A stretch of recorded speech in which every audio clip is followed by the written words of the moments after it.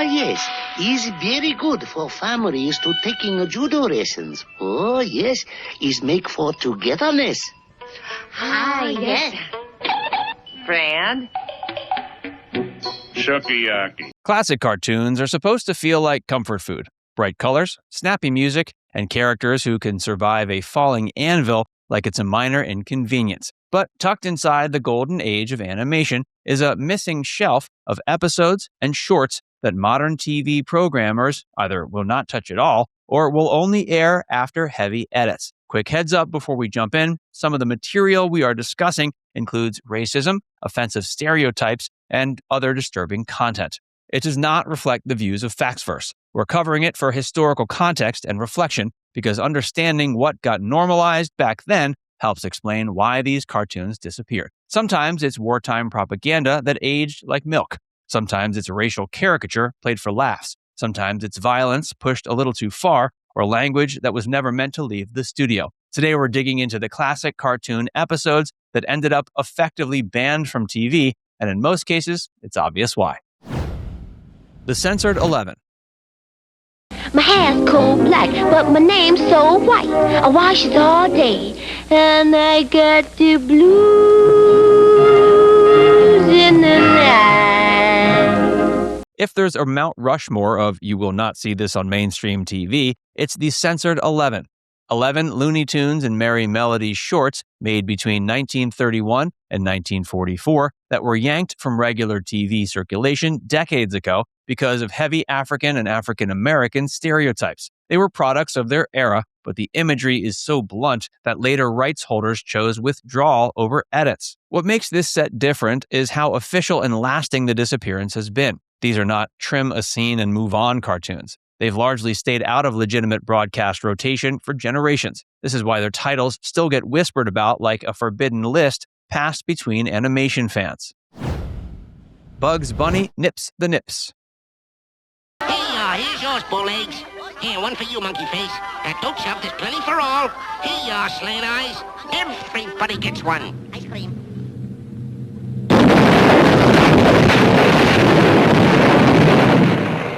Well, that's that. This Bugs Bunny short is wrapped in World War II energy, and it leans hard into Japanese caricatures that were used as propaganda at the time. On a story level, it's Bugs doing Bugs things, tricking an enemy and showing off how untouchable he is. On a cultural level, the stereotypes are the whole engine of the comedy, and that is exactly why it became radioactively unpopular later. It's not just dated language or one awkward gag. The entire premise is built around dehumanizing portrayals that modern broadcasters do not want associated with a family brand. Tokio Jokio. This happy gentleman are navigating a human torpedo. Very, very dangerous stuff. But he are not caring. Are you, happy gentleman? He are courageous like Dickens. Happy gentleman, have you anything to say? Oh, no, nothing except... Rat me out of here! Tokio Jokio is basically a fake newsreel made out of recycled animation and gag reports about Japan during the war. It's fast, loud, and relentless, like it's trying to overwhelm you before you have time to question what you're seeing. That speed is part of the problem because it machine guns racist caricature and slur-adjacent jokes in a way that feels even harsher today. It's a reminder that cartoons were once used as blunt instruments, not just entertainment, and TV has little incentive to revive that era in full. Scrap the Japs. Also, a big ton of gasoline and many firecrackers. So, I lose my face.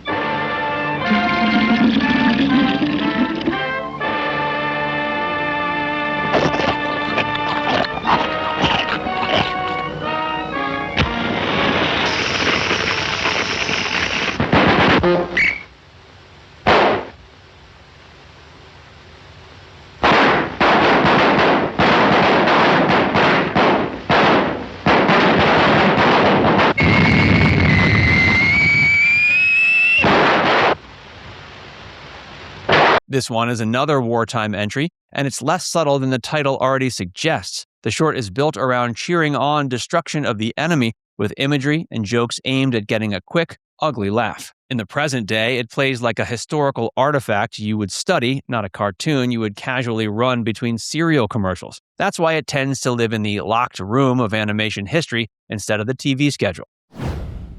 Speedy Gonzales. You know, this Speedy Gonzales, he got the best nightclub in all Mexico. See, amigo? Oh, this is a fun place. Look how everybody jumping around. Maybe somebody should put jumping beans in the tequila. Speedy is a complicated case because he's both a stereotype and, to many fans, a hero. For years, some networks pulled or minimized Speedy cartoons because they worried that the accent, the imagery, and the supporting cast leaned into mocking Mexican culture. Then you got the backlash, including Latino fans saying, in effect, wait, he's smart, he wins, and he outfoxes the cats every time. Speedy's on-again, off-again presence shows how banned can sometimes mean too controversial to be worth the headache until public opinion pushes the other direction. Mouse cleaning. When I get a hold of that low-down good for nothing, hey, you, have you seen a no-good cat around here? No, ma'am. I ain't seen no cat around here. There ain't no cat, no place, no house, no ma'am. On paper, this is a simple Tom and Jerry setup. The house is being scrubbed, chaos follows, and the duo treats cleanliness like a full-contact sport. The problem is a specific sequence that uses blackface imagery and racialized Mammy-style cues that were once common in American entertainment. Many modern airings either skip the episode, hide it in late-night rotations, or cut the offending material. It's a classic example of how a single scene can permanently change an episode's TV life, even when everything else is typical slapstick. His Mouse Friday. Up and pot! Up and potter!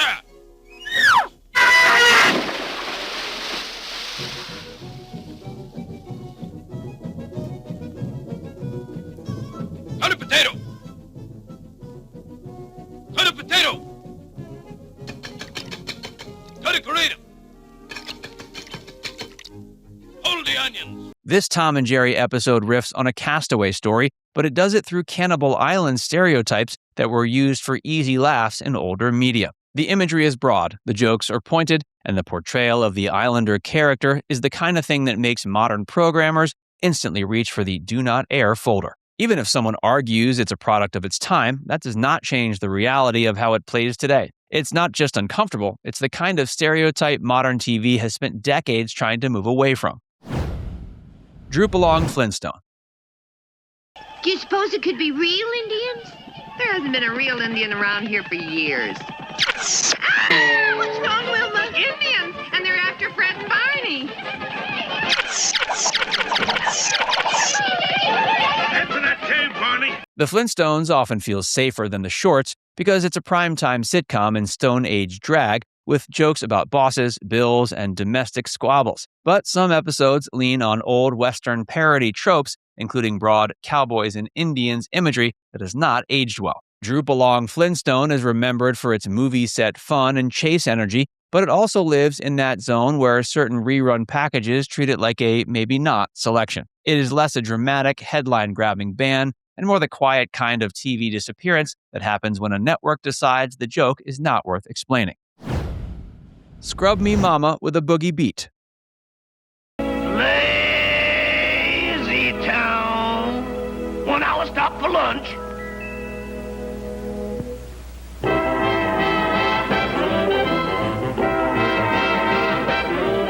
This is a famous example of a cartoon that got heavily criticized for its caricatures, especially in how it portrays black characters and the world they live in. It's built around music and movement, and the craft is real, but the stereotype work is doing a lot of the heavy lifting. Over time, it became the kind of short that gets restored in archives and discussed in documentaries while broadcasters avoid it. When it does surface, it's often in edited form or framed as historical material because uncontextualized airing would land like a punch. Rude removal. Dexter! No, absolutely not! You cannot have any dessert! Why? You want it all to yourself? Hey, where's the candy? Hey, watch where you're throwing that! Dexter's laboratory is usually goofy and clean enough for kids, which is why Rude Removal has such legendary status. It was made as an experimental episode where Dexter and Dee Dee meet their rude counterparts, and the whole gimmick is that the rude versions swear nonstop. That's also why it did not air in the normal TV run. The episode became a kind of leaked myth for years, passed around online as proof that even kid-friendly animation studios sometimes make something that's never meant for broadcast. Man's Best Friend. Negotiate. The controversy centers on a sequence of brutal violence, played in that exaggerated, uncomfortable way the show sometimes used to make you laugh and cringe at the same time. The result is an episode that became notorious precisely because it was withheld. Fans talk about it like a forbidden chapter, not because it's the funniest, but because it shows where the gate finally came down and the network said, nope, not this one. Stark Raving Dad. Bart, think. What happens to you when you turn 8? Well, your training wheels come off your bike. Good. That's good. The training wheels come off your bike. You start to notice boys you like. You're just putting that in because it's commercial. The Simpsons is not usually thought of as banned episode territory, but Stark Raving Dad became the rare case of a mainstream classic being pulled back. Michael Jackson's involvement used to be treated like a piece of pop history, and the episode itself is remembered for its emotional story and that famous song. After renewed controversy around Jackson's legacy, the producers chose to remove the episode from circulation. It's a modern reminder that banned from TV is not only about old cartoons. Sometimes it's about new discomfort colliding with old nostalgia and the brand choosing distance. Looking back at these cartoons can feel like opening a time capsule that someone forgot to label as hazardous, because the craft is often brilliant even when the ideas are not. Some of these were buried because they're loaded with stereotypes, some because they were propaganda, and some because they had pushed the envelope so hard that TV simply refused to mail it. And once you've seen how obvious the reasons are, it makes you wonder how many other missing episodes are still out there, quietly sitting on the shelf, waiting for someone to ask why they disappeared. So, which of these cartoon bans surprised you the most? Let us know your thoughts in the comments section below.